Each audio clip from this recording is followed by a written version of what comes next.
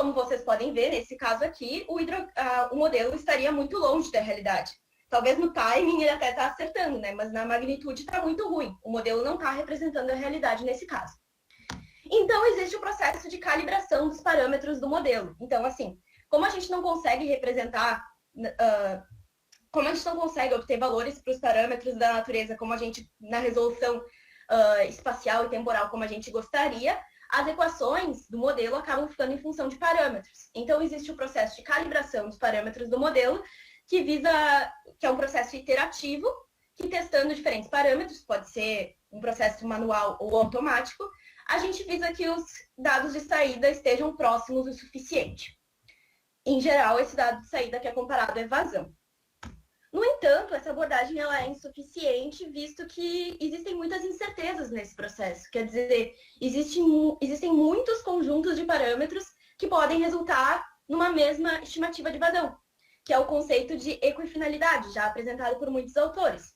E esses parâmetros podem estar incorretos, por exemplo, pode estar ocorrendo compensações entre os parâmetros. Às vezes, a vazão, a gente quer diminuir ela. Aí, a gente está representando como se estivesse infiltrando mais água, mas, na verdade, o que estava acontecendo é que estava evaporando mais água na realidade. Então, pode haver essas compensações e o modelo pode estar acertando vazão, porém, com os parâmetros errados. Além disso, enquanto o modelo está simulando vazão, ele está também simulando outras variáveis, outros fluxos e compartimentos internamente nos seus cálculos, como, por exemplo, as variações dos níveis dos rios. Ele está também fazendo cálculos de evapotranspiração para fazer o cálculo do balanço hídrico, cálculos de umidade do solo. E essas variáveis elas podem estar sendo erroneamente representadas. Então, surge essa alternativa de comparar outras variáveis além da vazão. Além disso, a questão de comparar outras variáveis além de vazão ela é relevante no contexto da iniciativa de Prediction in Engaged Basins, que tem regiões que são pouco monitoradas ou não tem nenhum monitoramento de vazão, então que essas outras variáveis se tornam interessantes de serem monitoradas para ter pelo menos alguma informação sobre aquela região. Então, de uma forma resumida, a utilização de observações de outras variáveis complementares, além de vazão, para a calibração de modelos, ela já foi estudada por outros autores e ela, em geral, melhora a representação dos processos hidrológicos, reduz incertezas nas previsões, pode reduzir a questão da equifinalidade de parâmetros e serve como previsão de variáveis hidrológicas em regiões com pouco monitoramento in situ. No entanto, nada disso é aplicado assim em escala prática operacional ainda. E outra questão, né, de onde obter essas observações complementares? Se só a vazão já é difícil, imagina outras variáveis.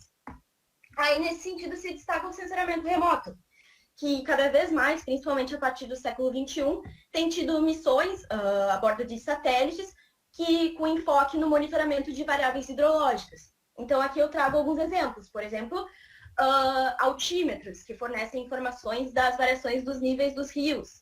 Ou então, imagens de radar de abertura sintética, né, SAR, que a partir da classificação dessas imagens, a gente pode obter manchas de inundação, ou dados de precipitação, ou então a temperatura de brilho, que então, através da constante elétrica do solo, é transformada na informação de umidade do solo, evapotranspiração. São várias as possibilidades. E o interessante é que, enquanto a medição in situ ela é limitada para um lugar em si, a medição por sensoramento remoto ela tem a vantagem de ter cobertura global e de ter esse caráter espacializado, né, de forma que a gente pode encontrar padrões, por exemplo. E muitos deles estão disponíveis gratuitamente na internet. Todos que a gente usou estão disponíveis gratuitamente. E daí a gente se perguntou, tá, mas será que muitos estudos já não fizeram isso? Então a gente fez uma revisão bibliográfica e a gente encontrou 64 estudos que já se utilizaram de sensoramento remoto para calibrar, para restringir os parâmetros em modelos. A gente, então, elencou os anos, a gente viu que a maior parte dos artigos é de 2018 para cá. A gente elencou se os modelos que eles usavam eram concentrados ou distribuídos, qual o algoritmo de otimização dos parâmetros e os principais resultados. Em geral, os principais resultados mostram, sim, muitas potencialidades, muita oportunidade ainda nessa metodologia. Aqui um breve resumo, assim, então a gente encontrou aqui 25 desses estudos, utilizaram a variável de evapotranspiração, 16 desses estudos utilizaram a umidade do solo, menos estudos ali utilizaram a variável de áreas inundadas. E a gente também mapeou a localização das áreas de estudo, que a maioria está no hemisfério norte. Então, a gente identificou algumas lacunas, né? Alguns knowledge gaps. Um deles é que a maioria dos estudos se utiliza com um número limitado de variáveis. Então, um estudo vai lá e usa evapotranspiração e vazão, outro usa umidade do solo e vazão, mas são poucos os que usam várias variáveis. Então, a maioria deles eles têm mais uma caráter de prova de conceito. Além disso, a avaliação que eles fazem depois, eles calibram com evapotranspiração, por exemplo. Aí eles olham o resultado para vazão. Mas muitos não olham o resultado para a própria evapotranspiração. Então, é relevante, são estudos que acabam sendo relevantes para a questão da predição de vazão em bacias não monitoradas, mas não tanto para a questão de melhorar o realismo e diminuir as incertezas na modelagem hidrológica. Além disso, a maioria se utiliza de modelos simplificados, muitas vezes que tem uma base mais conceitual, e daí acaba impedindo que sejam exportadas variáveis como níveis da água e áreas inundadas, que são características de modelos mais hidrodinâmicos, modelos de maior base física, e como eu já tinha dito, a maioria das áreas de estudo é no hemisfério norte. Então, essa dissertação ela vem no sentido de tentar preencher essas lacunas. Então, os objetivos é avaliar o uso de múltiplas variáveis, nesse caso vão ser 5, nível da água, variações no armazenamento de água, evapotranspiração, umidade do solo e áreas inundadas. Acho que eu falei todos. Então, avaliar o uso de múltiplas variáveis estimadas por sensoramento remoto para calibração e avaliação de modelos hidrológicos. Primeiramente, então, o que a gente vai estar apresentando vai ser uma avaliação, uma análise de sensibilidade entre variáveis e parâmetros de um modelo que ele é hidrológico de base física, ele é um modelo hidrológico hidrodinâmico. A gente se propõe a avaliar, do ponto de vista de múltiplas variáveis, não só a vazão, o desempenho da calibração desse modelo com variáveis estimadas por sensoramento remoto. A gente se propõe a comparar as potencialidades e limitações entre esse método proposto para diferentes condições hidroclimáticas e também comparar os conjuntos de parâmetros resultantes das calibrações propostas para ver a questão da equifinalidade. Então, vou começar apresentando o artigo 1, intitulado On the Contribution of Remote Sensing-Based Calibration to Model Multiple Hydrological Variables. Então, esse estudo a gente aplicou o método para uma área de estudo, o Rio Purus, representativo da região amazônica. Ele tem mais de 200 mil quilômetros quadrados, então é uma bacia hidrográfica grande, o que é compatível, né, com a escala de captação do sinal de sensoriamento remoto. É uma região, bom, como eu já disse, representativa da bacia amazônica, com grandes planícies de inundação, né, de forma que a gente consegue comparar a variável de áreas inundadas. Um modelo que a gente utilizou foi um modelo de grandes bacias, que é um modelo hidrológico, hidrodinâmico, de base física. Ele discretiza a rede de drenagem em mini-bacias, que são, então, discretizadas em unidades de resposta hidrológica. Essas unidades de resposta hidrológica são divididas conforme tipo e uso e ocupação do solo. Ele faz o balanço de água no solo, ele propaga através de reservatórios lineares dentro das mini-bacias, e depois tem a propagação na rede de drenagem, que é através de um método hidrodinâmico, modelo inercial, né? As observações que a gente utilizou de sensoriamento remoto para calibração, validação, não sei se aquela hora eu me repeti nas áreas inundadas, mas aqui agora está esquematizado direitinho. Para altimetria, então, foi uma das variáveis. A gente utilizou o JSON 2, que ele tem uma resolução temporal, ou seja, ele passa pelo mesmo lugar a cada 10 dias. O MODE 16 para evapotranspiração, que a gente utilizou uma média mensal para toda a bacia. Áreas inundadas, a partir da classificação do coeficiente de retroespalhamento do Alus Pulsar. Umidade do solo, a gente utilizou um produto diário do SMOS, que o SMOS ele pega só a temperatura de brilho da superfície, né, para gerar a informação de umidade do solo. E nesse caso a gente utilizou um produto do SMOS que ele é para toda a zona de raiz, para comparar com o MGB, também a média para toda a bacia. E as variações no armazenamento de água, então ele a gente chama de TWS, Total Water Storage Anomalies, a partir do satélite GRACE, e também médias mensais para toda a bacia. O período de análise foi de 2008 a 2012, porque a gente queria procurar um período em que houvesse simultaneidade entre todas as variáveis, de forma que a gente pudesse avaliar direitinho, calibrando com uma, melhora na outra, ou piora na outra, e etc. e tal. A gente utilizou um algoritmo de calibração automática chamado MOCON, e a gente calibrou 13 parâmetros do modelo. São 3 parâmetros hidráulicos, 7 parâmetros do solo, 3 parâmetros de vegetação. Os parâmetros do solo é bem comum serem calibrados, mas os parâmetros hidráulicos e vegetação é um pouco inovativo desse trabalho a gente ter calibrado eles também. A gente utilizou 3 funções objetivo, ou seja, nessa calibração a gente tentou otimizar a correlação entre as séries, a razão entre as médias e a razão entre os desvios padrões. Aí, assim, a gente colocou 100 conjuntos de parâmetros no início, que a gente vai chamar de geração inicial, e daí esse algoritmo de calibração automática vai otimizando as funções do objetivo até que ele converge e ele chega no final que são 100 conjuntos que são igualmente bons frente às 3 funções do objetivo. E daí esse conjunto a gente chamou, esses 100 conjuntos de parâmetros é o resultado da calibração. Então, no final, a gente não vai ter um conjunto de parâmetros só, a gente vai ter 100 do modelo calibrado. Então, aqui eu apresento alguns resultados da análise de sensibilidade. Então, aqui as observações elas ainda não estão inclusas. Não tem nada de calibração ainda, só uma sensibilidade para ver entre os tipos de parâmetros do modelo, ou seja, parâmetros hidráulicos, parâmetros de solo, parâmetros de vegetação, e de que forma eles se relacionam com as variáveis que a gente está extraindo do modelo, né? E daí as linhas, aí sim, são a incerteza reportada na literatura dessas observações. Então, por exemplo, a gente viu lá num artigo que a incerteza do MODIS 16, que é ali da vegetação, da evapotranspiração, é na ordem de 23 milímetros por mês. Então, com esse gráfico, o que a gente consegue ver é que, em geral, a incerteza das observações ela é inferior à incerteza dos parâmetros, à incerteza do modelo. Isso quer dizer o quê? Que o modelo, que as observações são capazes de restringir, elas são capazes de constrain o modelo. Elas têm valor adicional, sim, incorporadas ao modelo para restringir essa faixa de parâmetros.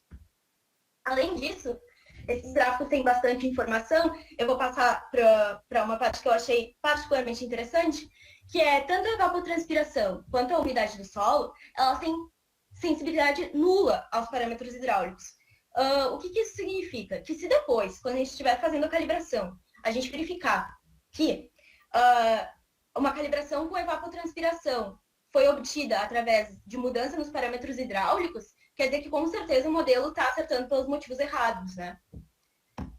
Então, agora eu vou apresentar os resultados da calibração em si, que vão ser expressos em termos de KGE, né, o coeficiente de Klein-Gupta, quanto mais próximo de 1, melhor.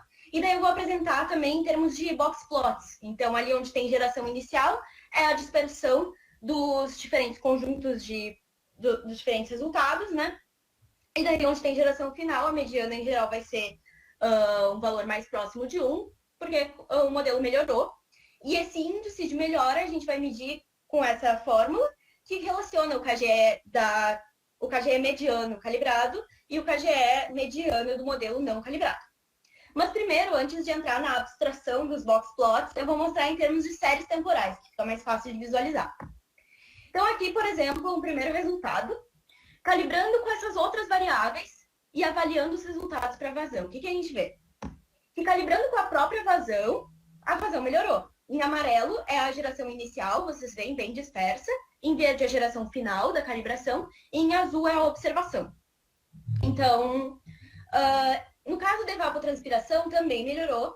E no caso do TWS e da umidade do solo, também melhorou o KGE. No entanto, quando calibrou com nível d'água e áreas inundadas, houve superestimativa dos valores de vazão, né? Piorou o KGE. Então, o que isso significa? Pode estar indicando que existe alguma inconsistência estrutural no modelo, que existe alguma inconsistência na parametrização, ou que essas observações são muito incertas.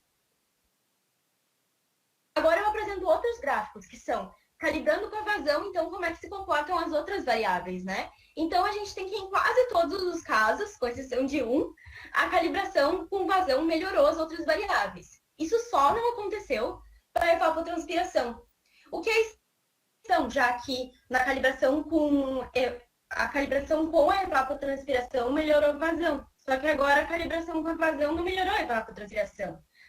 Piorou. E vocês veem que nem o padrão, nem o timing, nem o padrão temporal, nem a magnitude, nada está acertando. E daí a gente vai pesquisar um pouco mais a fundo isso, essa especificidade, que eu achei interessante relatar também na apresentação. Que a gente encontrou vários artigos falando que em modelos hidrológicos é comum, na verdade, haver essa superestimativa do déficit hídrico na estação seca, já que os modelos em geral não representam esse acesso das plantas às raízes profundas que ocorre na Amazônia. Então, como o modelo não está entendendo que essas raízes podem acessar tanta água, acaba limitando a evapotranspiração pela água.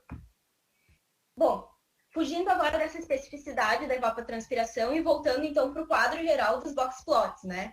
Então, primeiro ajudando como entender esse gráfico dos box plots. Por exemplo, calibrando com nível, avaliando com evapotranspiração. Melhorou a série de evapotranspiração em 22,7%. Então, é assim que a gente interpreta esse gráfico. Os verdes são os casos em que melhorou a estimativa daquela variável, vermelho os casos em que piorou. Bom, primeiro a gente analisa, então, a diagonal principal. Calibrando com uma variável, a avaliação por ela mesma sempre melhora. Ótimo. Aí depois, por exemplo, para a estimativa de vazão, calibrar com TWS, com evapotranspiração e com umidade do solo, foram capazes de melhorar a vazão, o que é muito relevante para a predição de vazão em bacias que não têm monitoramento in situ. Aqui, por exemplo, áreas inundadas e vazão foram capazes de melhorar a série de níveis. Ou então, nível e umidade do solo foi capaz de melhorar áreas inundadas. E assim por diante. E, no entanto, vão ter alguns casos, como esse da evapotranspiração, que eu falei, que a calibração com a vazão que a calibração com uma variável vai piorar a performance da outra. Nesse caso, acaba indicando, né, como eu tinha falado, inconsistências ou na estruturação do modelo, ou na parametrização, ou nas observações. Essa mesma coisa acontece, por exemplo, aqui na calibração com nível que acaba piorando vazão. Além dessas análises em que a gente calibrou só com uma variável, a gente também resolveu fazer algumas análises de calibrar com mais variáveis ao mesmo tempo. Então, a gente fez um experimento em que a gente calibrou com todas as outras variáveis, menos vazão, para ver se a gente conseguiria recuperar o resultado de vazão. Então, isso está representado ali naquela coluna All. Então, a calibração com todas as outras variáveis, na verdade, não foi tão boa em melhorar a vazão. Ela melhorou em 3,1%. No entanto, selecionando duas variáveis que a gente julgou que são complementares, a gente conseguiu melhorar a estimativa de vazão em 41,3%, além de também melhorar a estimativa de outras variáveis. A gente escolheu a variável, então, de nível, que seria uma representação de uma variável hidráulica, e a variável de umidade do solo para representar mais a questão do balanço vertical. Então, a gente teve uma melhora na vazão, também melhora no nível, na própria umidade do solo. E aqui eu apresento os conjuntos de parâmetros. Seriam muitos parâmetros para apresentar, né? Então, aqui eu selecionei para apresentar um parâmetro de solo, um parâmetro hidráulico e um parâmetro de vegetação. Então, a gente vê, salta aos olhos, assim, no primeiro momento, a questão da equifinalidade, já que, a depender da variável de calibração, os conjuntos de parâmetros foram completamente diferentes, né? E algumas das coisas que eu queria ressaltar, assim, é que o WM, ele é o parâmetro mais sensível do MGB. E ele diz respeito à capacidade máxima de armazenamento de água no solo. E observem que interessante, que ele vai lá e quando ele calibra com a evapotranspiração, ele compensa aquele acesso profundo às raízes e tudo mais com valores altos de WM. Então, ele está compensando talvez uma deficiência estrutural no modelo com a questão da parametrização, que ele busca por valores de WM bem mais altos para aumentar a capacidade máxima de água no solo. Aí, outra coisa que eu gostaria de chamar a atenção é ali nos parâmetros hidráulicos, que lá na análise de sensibilidade, a gente tinha visto que evapotranspiração e umidade do solo tinham sensibilidade nula aos parâmetros hidráulicos. Enquanto que aqui, calibrando com evapotranspiração e umidade do solo, na verdade, chegou a alterar os parâmetros hidráulicos. Então, nesse caso, evidencia que o modelo está acertando por motivos não tão certos assim, né? Então, algumas conclusões desse primeiro artigo. Bom, que a calibração com algumas variáveis, como TWS, evapotranspiração, umidade do solo e a combinação de umidade e nível, foi capaz de melhorar a vazão. de 16% a 48%, que é muito relevante nas regiões que tem pouco monitoramento in situ, que a representação do ciclo hidrológico em si também foi melhorada, que a seleção de duas variáveis complementares para a calibração é melhor do que calibrar com todas as variáveis, e que olhando para múltiplas variáveis estimadas por sensoriamento remoto, foi possível identificar inconsistências na estruturação e na parametrização do modelo que ficariam escondidas se a gente só estivesse olhando observações de vazão. E daí, no final desse trabalho, então, a gente pensou, tá, mas será que esses resultados que a gente encontrou não acabam sendo limitados para a nossa área de estudo, que é uma região representativa da bacia amazônica? Então, a gente pensou, vamos estender essa mesma metodologia para múltiplas bacias em diferentes regiões hidroclimáticas. Tem a proposta, então, do artigo 2, contribuição de sensoriamento remoto para a calibração da modelagem de múltiplas variáveis hidrológicas em diferentes regiões hidroclimáticas. Então, a gente primeiramente tinha que escolher 4 áreas de estudo representativas dessas diferentes regiões hidroclimáticas na América do Sul. A gente decidiu continuar com o Rio Purus, na Amazônia, representativo do bioma amazônico, né? Só que delimitado com uma área de drenagem um pouco menor. A gente escolheu o Rio Araguaia como representativo da região do Cerrado, o Rio Pardo como representativa de uma transição entre um cerrado e uma caatinga. Ele é, na verdade, o nosso exemplo de bacia mais árida, assim. E o Rio Piquiri, representativo da Mata Atlântica. Assim, algumas limitações gerais para a escolha dessas bacias, que tinha que ter uma estação com observações de 2008 a 2011, que tinha que ter, no mínimo, 20 mil quilômetros quadrados para ser uma escala compatível com o sinal de sensoriamento remoto, que não podia ter muita influência de reservatórios, por exemplo, São Francisco não poderia entrar nesse caso. Então, por isso a gente acabou escolhendo essas bacias que ali tem alguns parâmetros, né, índice de aridez, coeficiente de escoamento, que dá para ver que são bem diferentes. Por exemplo, a bacia árida tem um coeficiente de escoamento de 0,04. A bacia da Amazônica tem um coeficiente de escoamento 10 vezes maior. E isso aqui também fica ilustrado através desses hidrogramas, né? Que são os hidrogramas de um ano inteiro em milímetros por dia, em que a gente vê que as bacias da Amazônia e do Cerrado, elas têm um comportamento muito mais sazonal, enquanto a bacia representativa da Mata Atlântica e a bacia árida, elas têm um comportamento completamente não sazonal, com vários picos ao longo do ano, né? Enfim, e a ordem de grandeza também é diferente. Então, novamente, utilizamos o modelo MGB, usamos as mesmas observações de sensoriamento remoto, com exceção de que, nesse caso, não foi considerada a estimativa de áreas inundadas do Alus Pulsar, porque muitas das áreas de estudo não iam ter áreas inundadas para a gente considerar. E outra especificidade também é que, no caso anterior, a gente tinha utilizado uma série temporal já pronta, daquela estação virtual, e nesse caso a gente mesmo que extraiu as séries temporais do JASON 2 para as estações virtuais de interesse.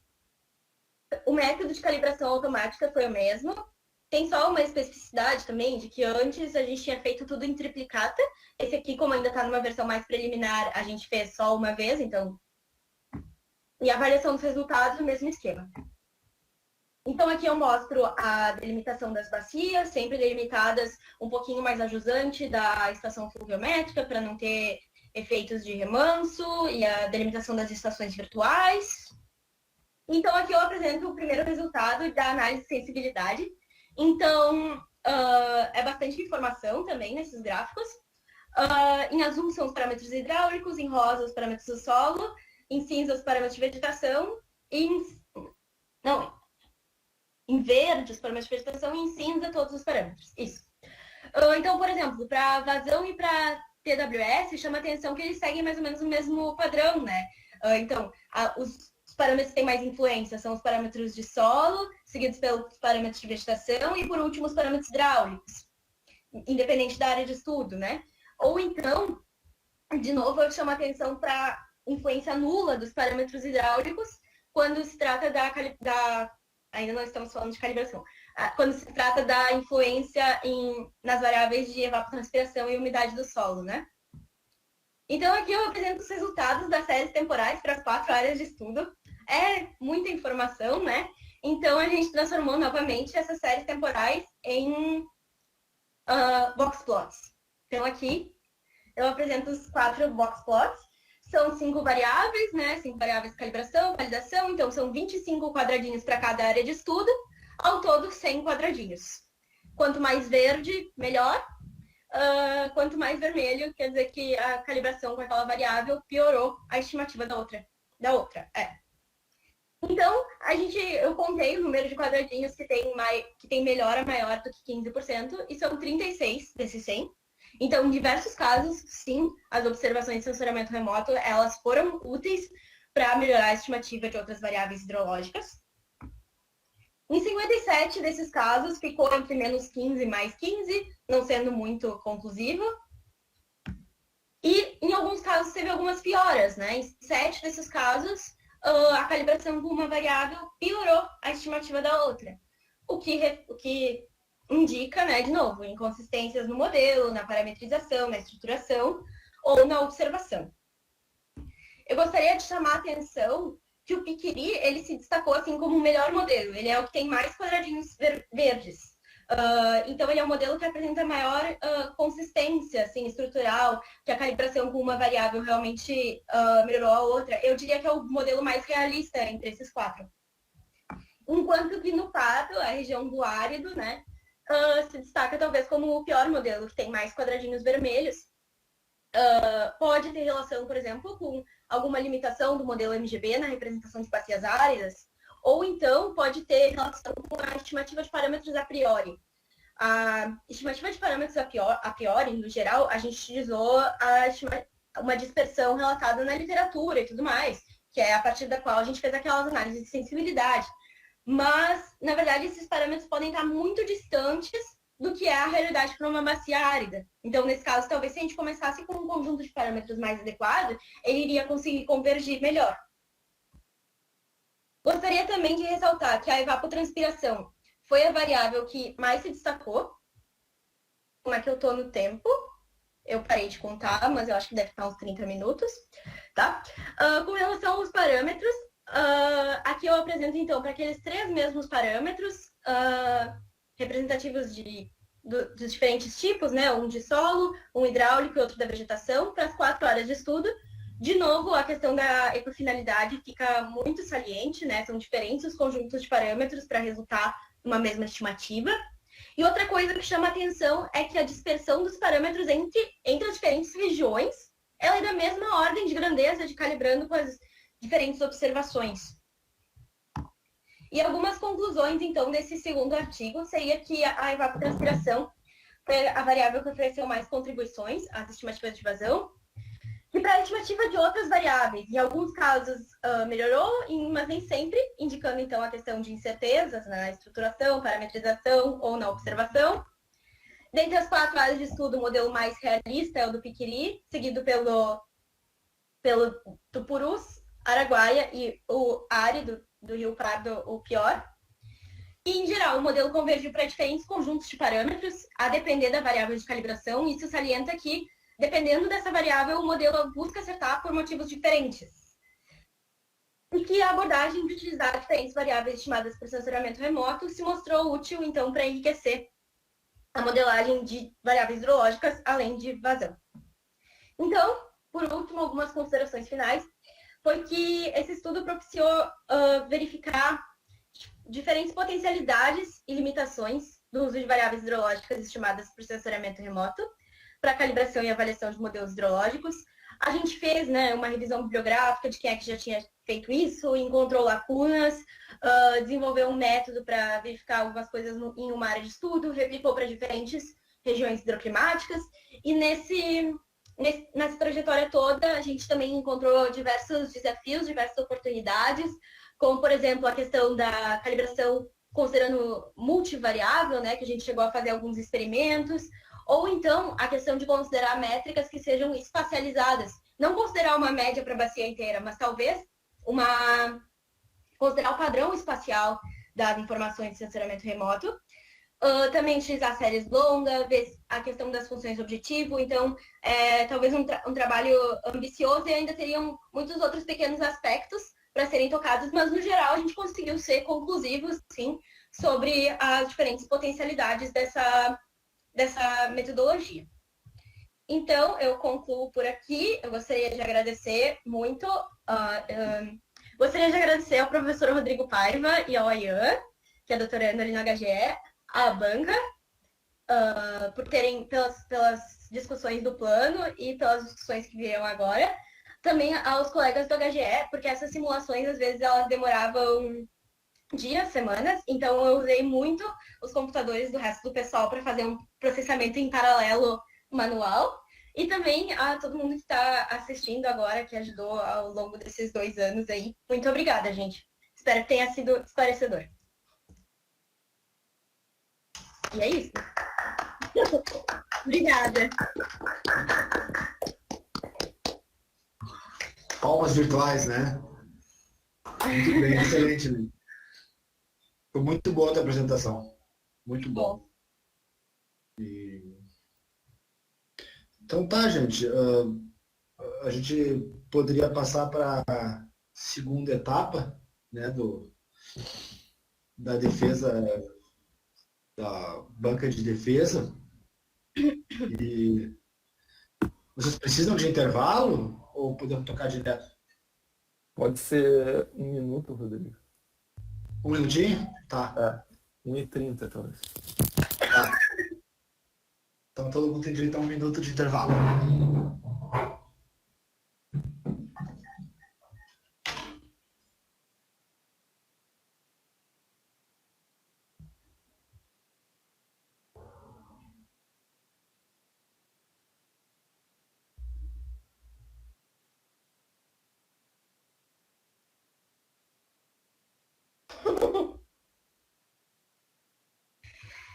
Rindo dessas piadas por WhatsApp.